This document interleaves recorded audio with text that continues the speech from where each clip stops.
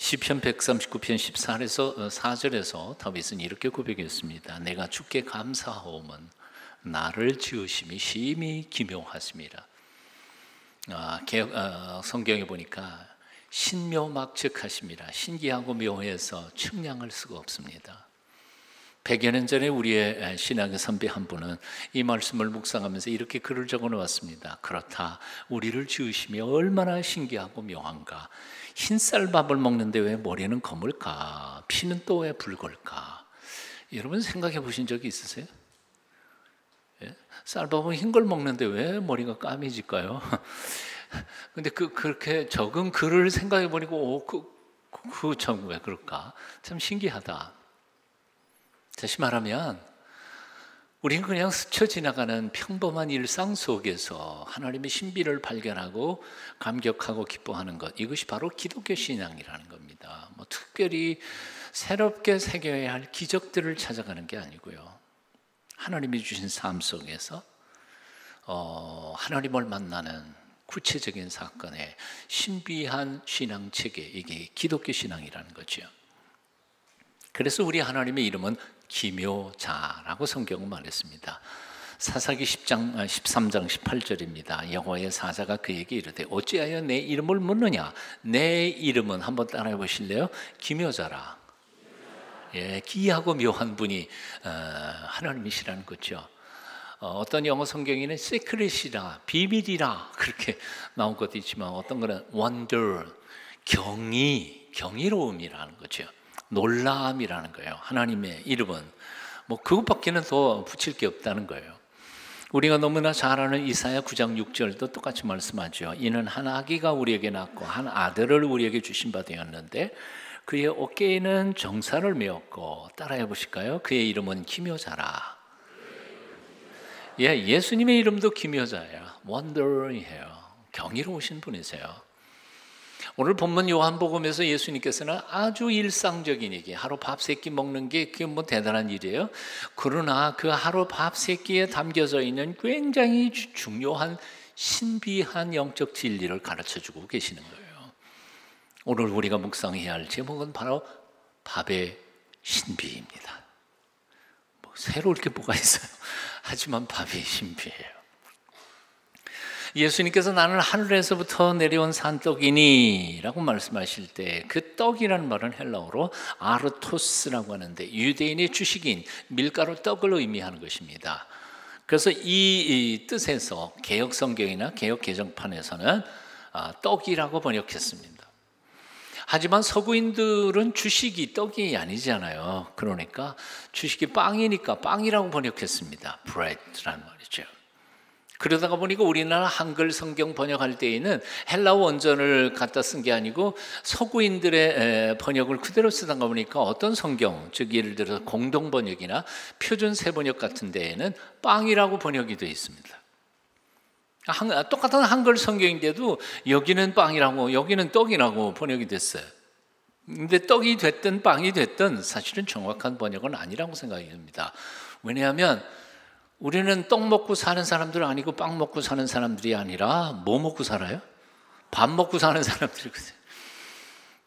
어떤 어르신이 그래서 사람이 떡으로만 살 것이 아니요 하는 주님의 말씀을 듣다가 맞지? 어떻게 사람이 떡으로만 사나? 밥 먹고 살지. 그러니까 우리 한글 번역이 얼마나 잘못됐는지를 가르쳐주는 실례라고 말할 수 있습니다. 그렇습니다. 우리 한국 사람들은 밥심으로 삽니다. 밥은 커피나 떡이나 빵처럼 먹어도 좋고 못 먹어도 생명에 지장이 없는 간식거리가 아닙니다. 밥은 못 먹으면 죽습니다. 굶어 죽어가다가도 밥 한 그릇 먹으면 다시 일어나 살아나는 생존의 양식이 밥입니다. 그러므로 우리 한글 성경에는 떡이나 빵이라고 하는 말 읽다가는 다 이건 밥으로 바꾸어서 읽으셔야 됩니다. 이런 점에서 오늘 본문 요한복음 6장 51절도 제대로 읽어야 한다고 생각합니다. 한번 우선 개역 개정판으로 아까 읽으신 대로 한번 읽어볼까요? 같이 읽어보십니다. 시작. 나는 하늘에서 내려온 살아있는 떡이니 사람이 이 떡을 먹으면 영생하리라.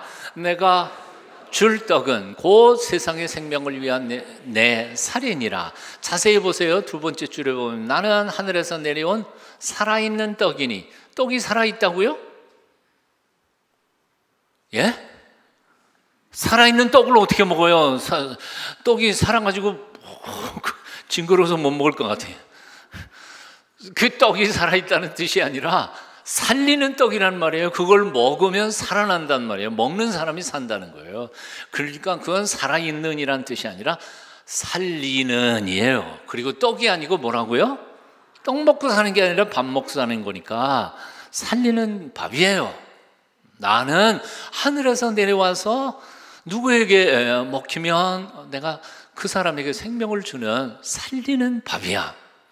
사람이 이 밥을 먹으면 영생하리라. 내가 줄 밥은 곧 세상의 생명을 위한 내 살점이니라. 자, 제가 쉬운 번역으로 한번 번역해 봤어요. 네, 언젠가는 성경이 이렇게 바뀌어야 된다고 생각합니다만 같이 한번 읽어볼까요? 네, 같이 읽습니다. 시작. 나는 하늘에서 내려온 살리는 법이다. 그래서 누구든지 이 밥을 먹으면 영원히 살리라. 내가 줄 밥은 세상을 위한 밥이니 세상을 살리기 위해 죽여 바치는 내 살점이네요. 뜻이 통했었어요. 근데 뜻이 통하니까 끔찍한 생각이 들잖아요. 뜻이 무슨 뜻인지 모를 때에는 성경을 그냥 술렁술렁 넘어갔어요. 근데 이 뜻이 통하기 시작하니까 와, 겁나요. 왜요? 예수님이 우리를 살리는 밥이라고? 예수님의 몸을 어떻게 먹고 예수님의 피를 어떻게 마신단 말이에요. 이게 끔찍하잖아요. 정확하게 우리가 성경을 알지 못하니까 두렵지 않아요, 성경이. 그러나 정확히 그 말씀을 이해하기 시작하는 순간부터 성경은 우리에게 엄청난 도전이 되기 시작하는 거예요. 어떻게 예수님의 몸이 우리의 영혼을 살리는 밥이 될 수 있을까? 어떻게 예수님의 피가 우리의 영혼의 갈증을 채우는 영생의 물이 될 수 있을까? 어떻게 우리가 감히 예수님의 살점을 뜯고 그리고 그 피를 마실 수 있단 말인가? 무슨 뜻인가 하는 거예요. 두 가지의 뜻이 있어요. 첫째, 1차적으로는 우리가 절기마다 맞는 성찬식을 가리키는 거죠. 성찬식에 대할 때 이것은 내 몸이니 하고 주께서 말씀하셨던 것처럼 거기에 조각, 그게 사실은 빵 조각이지만 우리는 이제 따로 만들어야 되리라고 생각합니다. 그러나 이 성찬 예식, 이것은 1차적인 의미이지만 더 본질적인 의미는 아닙니다. 두 번째, 본질적인 의미는 우리가 하루에 밥 3끼를 꼬박꼬박 먹으며 나의 육체의 살과 피를 만들어 가는 것처럼 우리는 날마다 순간마다 그분을 인격적으로 만나서 그분이 생명의 에너지를 우리에게 공급하는 것을 받아야 된다는 거예요. 언제요? 매 순간이요. 1년에 한 번 받아가지고 되는 게 아니란 말이에요.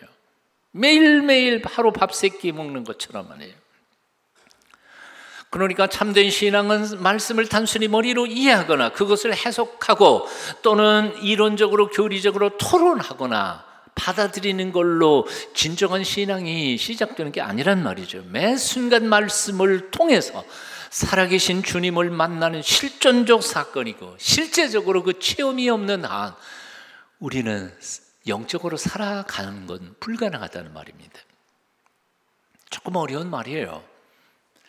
하지만 요한복음 제1장 1절 이하에 보면 바로 이렇게 사람이 되어 오신 말씀이신 예수 그리스도에 대한 노래가 소위 말하는 로고스송, 로고스라는 말은 말씀이란 뜻입니다. 로고스의 노래라는 노래가 쭉 이어져 갑니다. 조금 제가 읽어드릴게요. 아마 이미 요한복음을 많이 읽으셨던 분들은 줄거리가 잡히실 거라고 생각이 돼요. 태초에 말씀이 계시니라. 이 말씀이 하나님과 함께 계셨으니 이 말씀은 곧 하나님이시니라. 그가 태초에 하나님과 함께 계셨고 만물이 그로 말미암아 지은 바 되었으니 세상이 지은 것이 하나도 그가 없이는 된 것이 없느니라. 그 안에 생명이 있었으니 이 생명은 사람들의 빛이라. 빛이 어두움에 비치되 어둠이 깨닫지 못하더라. 참빛 곧 세상에 와서 각 사람에게 비추는 빛이 있었나니 그가 세상에 계셨으며 세상은 그로 말미암아 지은 바 되었을 때 세상이 그를 알지 못하였고 자기 땅에 오매 자기 백성이 영접하지 아니하였으나 영접하는 자 곧 그 이름을 믿는 자들에게는 하나님의 자녀가 되는 권세를 주셨으니 이는 혈통으로나 육정으로나 사람의 뜻으로 나지 아니하고 오직 하나님께로부터 난 자들이니라. 그리고 가장 중요한 결론 부분입니다. 말씀이 육신이 되어 우리 가운데 거하시며 우리가 그의 영광을 보니 아버지의 독생자의 영광이요 은혜와 진리가 충만하더라. 한번 따라해 보시죠. 말씀이 육신이 되어. 예, 태초에 존재하시던 그 말씀, 하나님이신 그 말씀이 드디어 때가 되니까 사람의 몸을 입고 이 세상에 오셨다. 이게 바로 성육신, 인카네이션, 말씀의 육화라고 하는 것입니다. 그런데 이렇게 사람의 몸을 입고 말씀이 오신 이 말씀이 다시 한 번 더 인간을 살리는 밥으로 역사하는 것. 그 말씀을 내가 마음속에 받아들이고 그 말씀이 나의 살점이 되고 피가 되도록 육화하는 두 번째 작업이 필요하다는 거예요. 이것을 가리켜서 이중적 성육신, 이중적 육화, 두 번째 성육신이라는 말입니다. 예수님이 하나님 나라에서 사람의 몸을 입고 이 땅에 오시는 것으로 끝난 게 아니래요. 우리의 구체적인 개인적 삶 속에서 그 말씀이 다시 한 번 더 우리의 몸과 삶에 우리의 영혼의 육화가 일어나야 된다는 말이죠.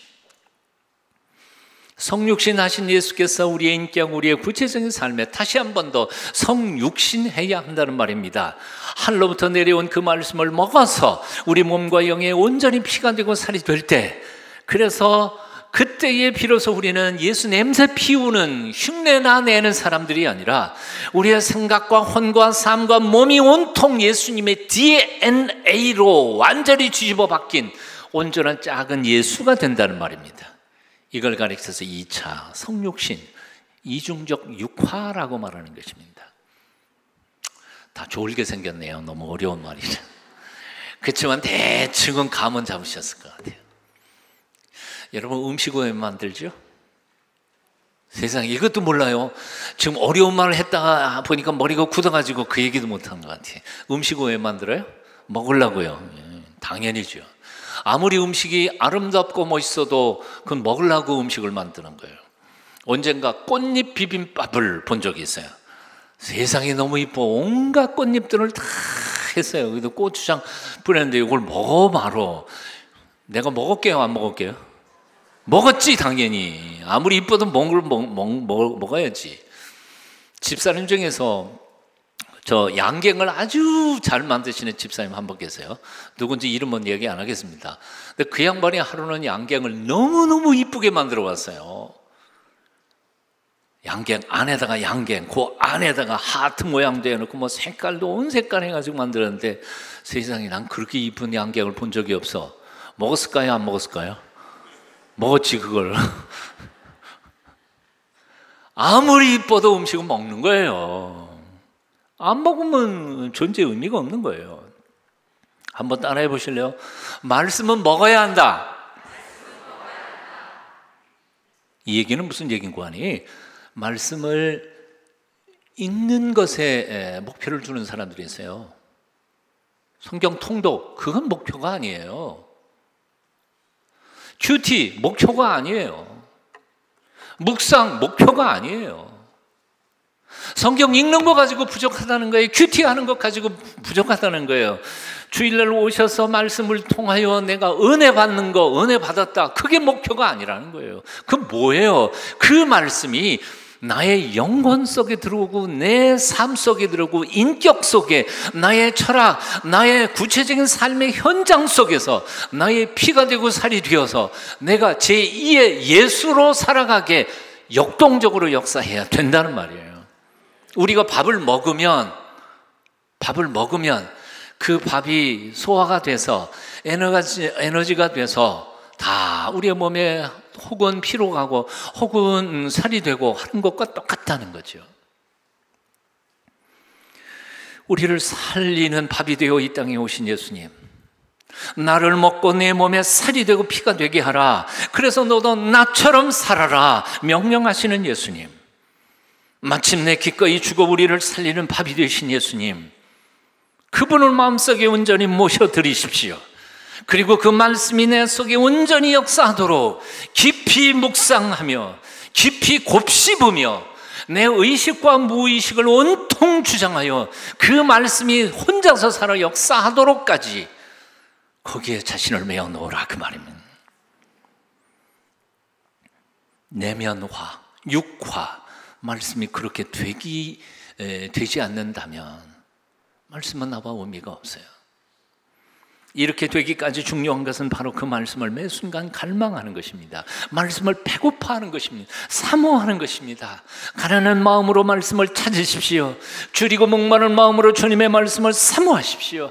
날마다 시간을 내서 말씀으로 우리 가운데 오시는 예수 그리스도의 세미한 음성을 듣기를 갈망하십시오. 그리할 때 비로소 내가 말씀을 듣고 그 말씀을 지켜 행하는 사람이 되는 게 아니라 그 말씀이 비로소 내 속에 들어와서 나를 지켜주는, 말씀이 주체가 되어 나의 인생을 보호하고 지켜가는 신비한 영적 체험들을 하게 될 줄로 믿습니다. 그렇게 되시기를 축원합니다. 밥의 두 번째 신비가 있습니다.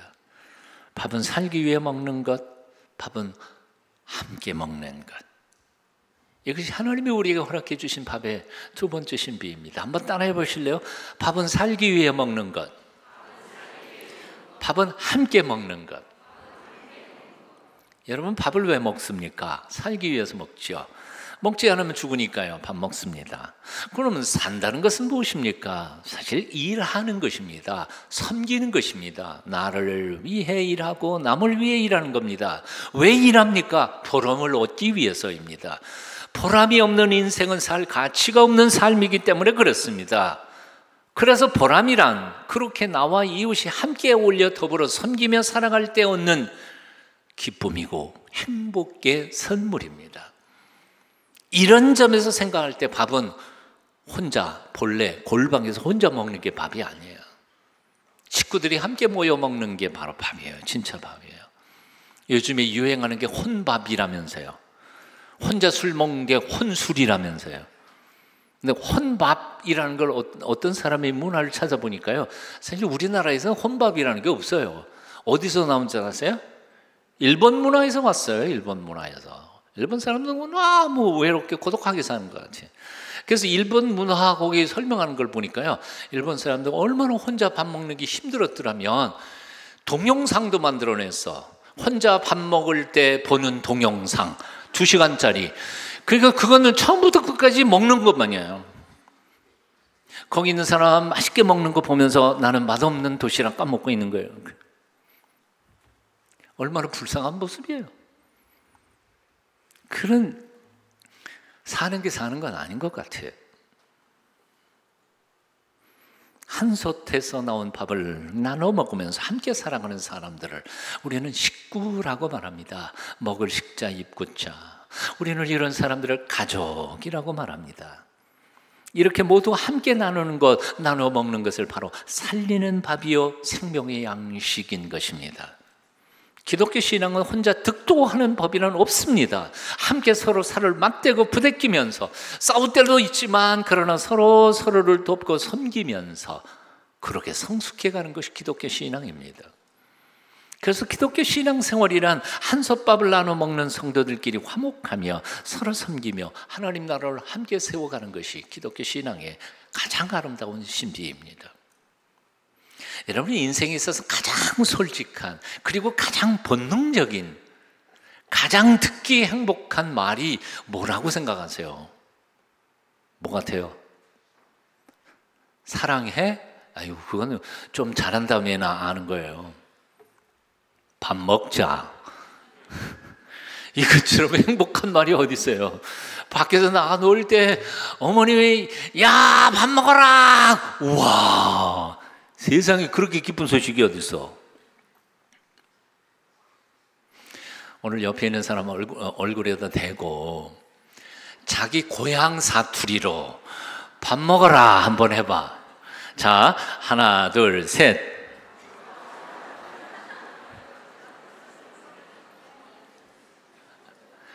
제가 부산에서 13년 목회를 했는데 밥 먹자 그 말처럼 재미있는 말이 없어요.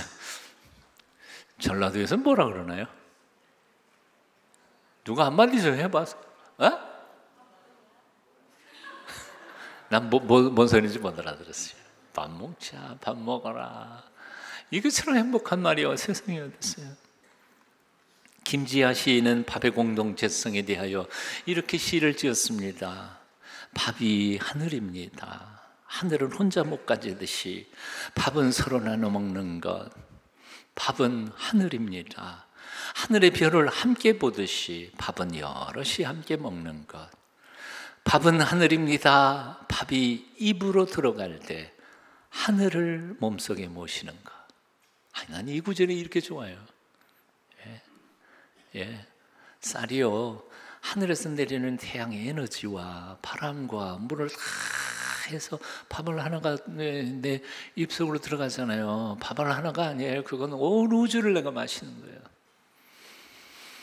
밥이 하늘입니다. 밥은 모두 서로 나눠 먹는 것. 밥은 혼자 먹는 게 아닙니다. 함께 해야 합니다.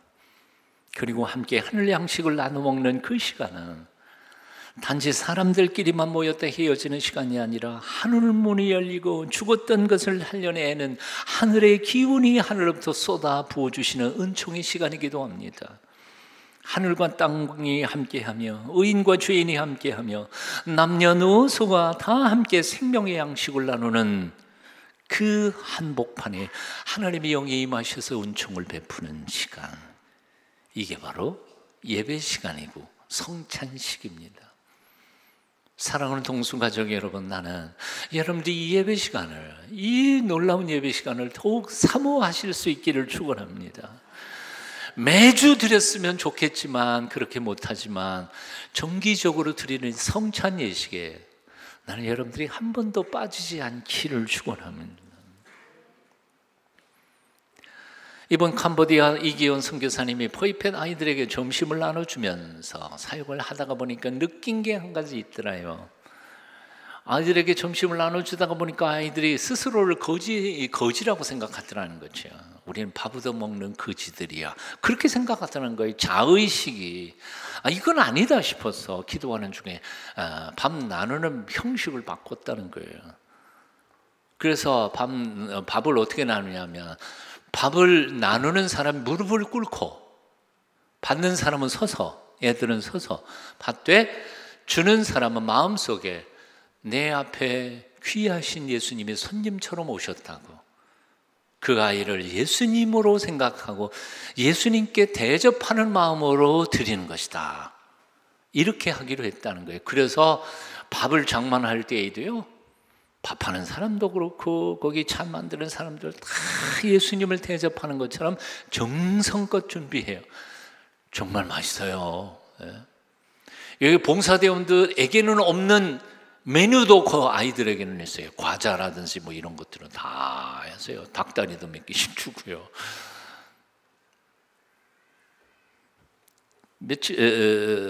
저도 며칠 후에, 몇 주 전에 무릎을 꿇고 아이들에게 밥을 나눠 주기 시작했습니다.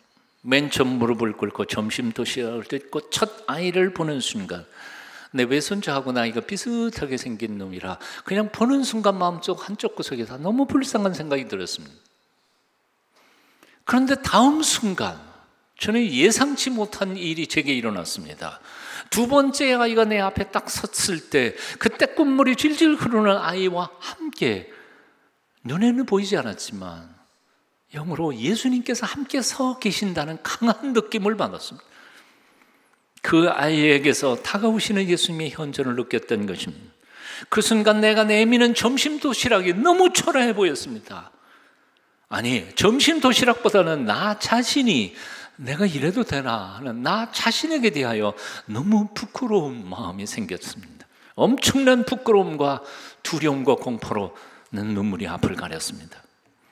억군 뿌려야 예수, 예수님 감사합니다, 그렇게 말해야 했는데 난 한마디도 할 수 없었습니다. 반쯤은 정신 나간 심정으로 한 100여 명의 어린아이들에게 점심을 나눠주고는 구석진 식당 뒤편에 가서 나 혼자 한참 펑펑 울다가 겨우 진정을 할 수 있었습니다. 사랑의 나눔 있는 곳에 하나님께서 계시도다. 난 늘 그렇게 노래하면서도 정말 하나님이 거기 계신다는 사실을 느낀 것은 이번에 생전 처음이었습니다.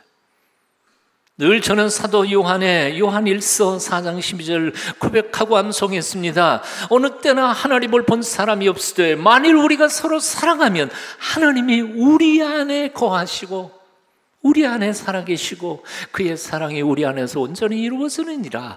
이 말씀은 엄청나게 암송했지만 그 말씀이 그 순간만큼 가슴속에 와 박힌 때는 없었습니다. 정말 하나님은 사랑이셨습니다. 하나님은 사랑으로 섬기는 자리에 다가오셔서 같이 계시는 실체이셨습니다. 나는 그 순간 점심 도시락을 나눠주는 목사가 아니고 살리는 밥으로 오신 예수 그리스도, 그 하늘 양식을 사모하며 갈망하는 한 죄인의 모습으로 무릎을 꿇고 있었던 것입니다. 오늘 아침 나는 여러분 모두가 그런 모습으로 주님 앞에 무릎을 꿇게 되시기를 축원합니다. 살리는 밥으로 오늘 우리 가운데 오시는 주님의 생명의 양식이, 그 충만한 은혜와 생명의 에너지가 여러분의 구체적인 삶 가운데, 여러분의 영혼 속에, 여러분의 육체에 충만하게 넘치시기를 축원합니다. 이제 말씀을 결론을 맺으면서 찬양 한 곡을 듣고 싶습니다. 성악가라면 평생 한 번쯤은 꼭 부르고 싶은 찬양이라고 합니다. 그래서 그런지 지난 한 주간 동안 저는 정말 많은 성악가들, 아니 심지어는 성악가만이 아니라 연주자들의 연주까지도 많이 들었습니다. 첼리스트로부터 시작해서 심지어는 합창단인도 이 찬양을 부르지 않은 합창단이 없을 만큼 안드레아 보첼리, 루치아노 파바로티, 호세 카레라스, 하우지, 킹스 칼리지, 필립 소년 합창단, 심지어 우리나라에 뭐 조수미 등등등등. 그 곡의 이름은 생명의 양식, 하늘의 만나를, 파니스 앙겔리쿠스. 이 노래가 얼마나 유명한 노래인지를 정말 절실히 깨닫는 한 주간이었습니다. 하지만 노래가 유명한 노래라 그것보다는 사실은 우리 인생들은 너나 할 것 없이 그렇게 간절히 하늘의 양식과 만나를 갈망하고 있다는 사실을 정말 온전히 깨닫던 한 주간이기도 했습니다.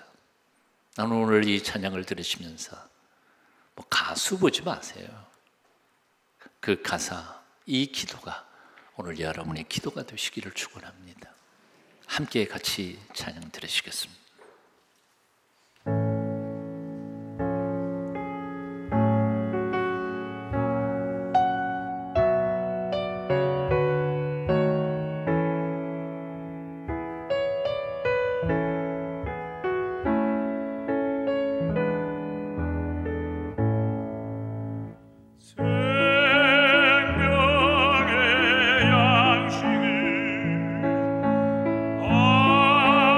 아니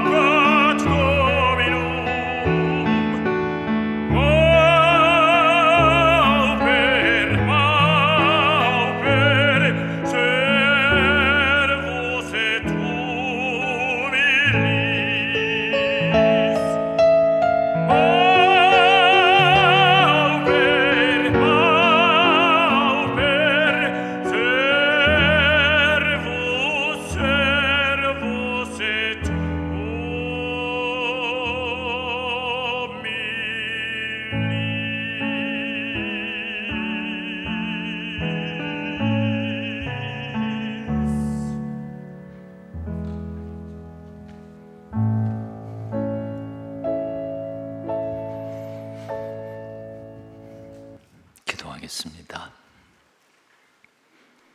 오늘도 살리는 밤으로 우리 가운데 오시는 주 예수님,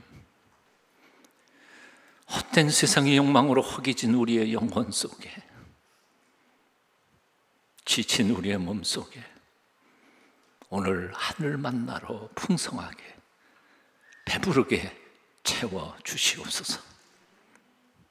예수님 이름으로 기도합니다.